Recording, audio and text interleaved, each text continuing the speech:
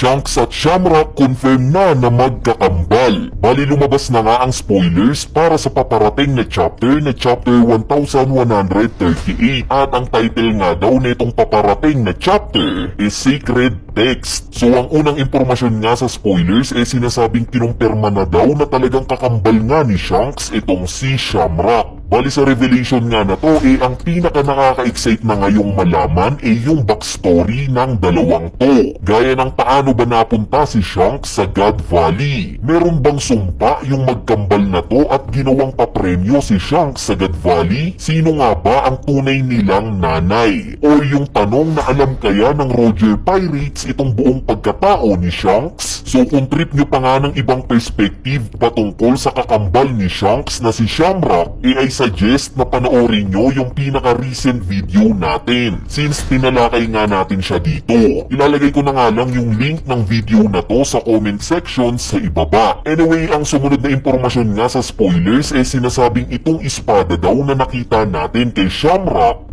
actually na nagtataglay daw ng isang devil fruit at related nga daw itong devil fruit na to sa Cerberus kung saan inatake nga daw neto si Loki. Sa mga hindi nakakaalam iilang weapon pa nga lang ang alam nating nagtataglay ng devil fruit sa series ng One Piece. Isa na nga dito itong pinakasikat na Fang-Freed kung saan espada nga ito ni Spandam na nakakain ng elephant fruit. Bali technically nga may sariling buhay itong espada ni Spandam at nagiging elepante talaga siya. So we assume na kung i-apply natin yung logic sa espada ni Shamrock pwede nga rin tayong makakita ng buhay na Cerberus sa espada niya at possibly na ito nga yung umatake kay Loki. Alam nyo nakakatuwa nga dahil ang akala natin si Shamrock mismo yung nagtataglay ng Cerberus fruit. It turns out na itong espada lang pala niya. Nabanggit ko nga na nakakatuwa dahil similar nga kay Shanks sana hindi rin nagtataglay ng devil fruit itong si Shamrock. Kumbaga similar kay Shanks sana napakitaan rin tayo ni Shamrock ng pure haki lang. Nang sa ganon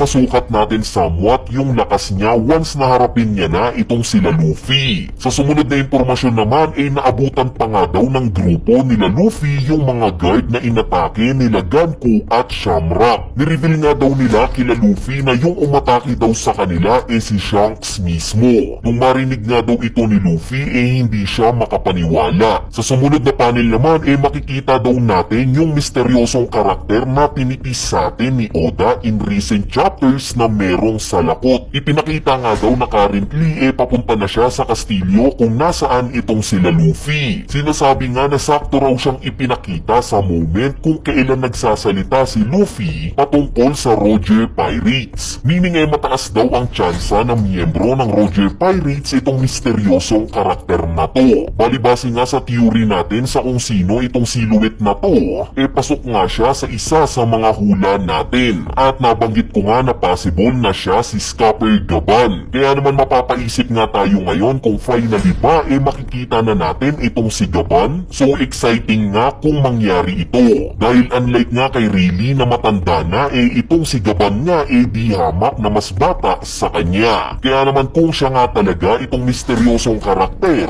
possible nga na makakakita pa tayo ng isang malakas na Scupper Gaban. Anyway, ang sumunod na impormasyon naman sinasabing ipinakita daw itong sila Frankie at Ripley sa tapat ng isang malaking mural. Meron nga daw nakadrawing sa Tree of Adam na information patungkol sa Void Century. Sa kabilang banda naman may binigay daw na libro si Saul kay Robin at ito nga daw yung Harley Book kung saan nakasaad daw sa libro na to yung patungkol sa dalawang war na nangyari sa history ng mundo. Nakalagay nga rin daw yung information sa libro na to patungkol naman sa paparating na ikatlong war. Bali itong nakita ngang mural nila Frankie ay assume na very similar ito sa nakita natin sa cover page ni Enel kung saan nakakita rin tayo ng malaking mural. Pero hindi nga gaya sa ni-reveal sa spoilers mukhang itong mural nga na nakita ni Enel patungkol sa mga ancient weapons. Sa part naman ng Harley Book na ibinigay ni Saul kay Robin ito nga yung nabanggit ni Harul kay Luffy. Dito nga nakuha ni Harul yung information niya patungkol sa unang Sun God Nika talaga. Sana nga bukod sa given na information makakuha pa tayo sa chapter na to ng panibagong clue sa kung ano ba talaga ang nangyari sa Void Century, pati na sa unang war na kinabibilangan ng